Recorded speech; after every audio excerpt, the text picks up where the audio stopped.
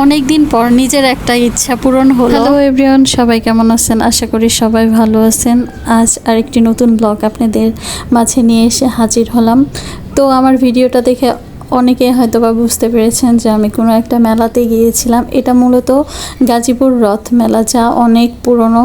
আমি নিজেও এই মেলার গল্প ছোটোবেলা থেকেই শুনে আসছি আমার বাবা মার কাছে। তারা আমার কাছে অনেক গল্প করেছে যে এই মেলায় প্রচুর ভিড় হয় আর অনেক জাঁকজমক হয়। এই মেলা 1 মাস ব্যাপী হয়। তো আমার অনেক ইচ্ছা ছিল এই মেলায় যাব। তো অবশেষে ইচ্ছাটা পূরণ হয়ে গেল। ছোট থেকে গল্প শুনেছিলাম আর এত বছর পরে এসে সেই মেলা দেখতে পাবো সেটা কখনো ভাবিনি। আর হুটহাট করে ঠিক করেছি যে এই মেলায় যাব। তো প্রথম অবস্থায় শুরুর দিকে ভেবেছিলাম যে মেলাটা খুব আহামরি বড় না, কারণ শুরুর দিকের দোকানগুলো দেখে আমি হতাশ হয়ে গিয়েছিলাম যে এত দূর থেকে গিয়েছি এই গাজীপুরে।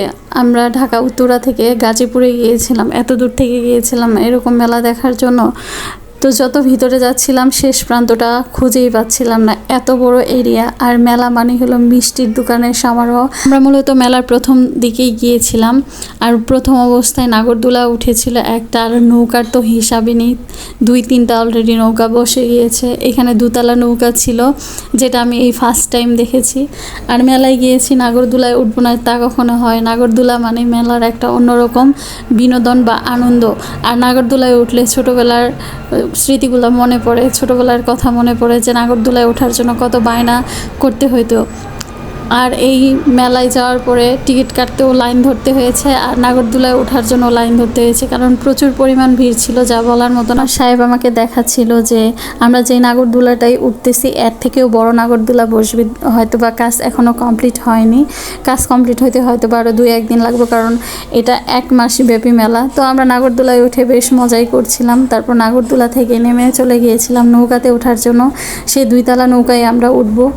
তো আমি আর আমার বোন নৌকায় উঠবো, কারণ আমার সাহেব নৌকায় উঠতে ভীষণ ভয় পায়। সে একবারই নৌকায় উঠেছিল আমার সাথে, তারপর সে প্রতিজ্ঞা করেছে সে কখনোই নৌকায় উঠবে না, কারণ সে প্রচণ্ড পরিমাণ ভয় পায়, কারণ নৌকা থেকে পড়ে যাওয়ার নাকি রিস্ক থাকে। সাহেব তো কোনোভাবেই রাজি না, আমাদের নৌকায় উঠতেই দিবে না। আমার বোনের অনেক রিকোয়েস্টে সে টিকিট কেটেছিল। তারপরেও সে বলেছে যে বেশি উপরে ওঠা যাবে না, ভিতর সাইডেই বসতে হবে। আর নৌকায় মূলত উপর সাইডটাই বেশি ভালো লাগে, কারণ উপর সাইড উঠলে একটু অন্যরকম ফিলিংস হয়।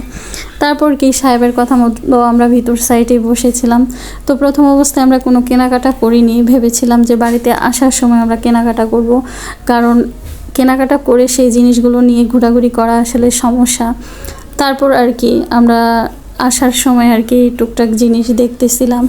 বিশেষ করে মেলাতে আমার সব থেকে যে জিনিসগুলো ভালো লাগে সেগুলো হলো মাটির জিনিস। আমার সাহেব যেখানেই যাবে সেখানে একটা করে ঘর সাজানোর জিনিস তাকে আনতেই হবে। তো সে ফুলের টবগুলো দেখতেছিল, আর সে এই ধরনের ফুলের টব 2-3টা কিনেছে আর নিয়ে এসে গাছও লাগিয়ে ফেলেছে। আজ এটুকুই। সবাই ভালো থাকবেন, সুস্থ থাকবেন। আবার আরেকটি নতুন ব্লগ নিয়ে আপনাদের মাঝে হাজির হব।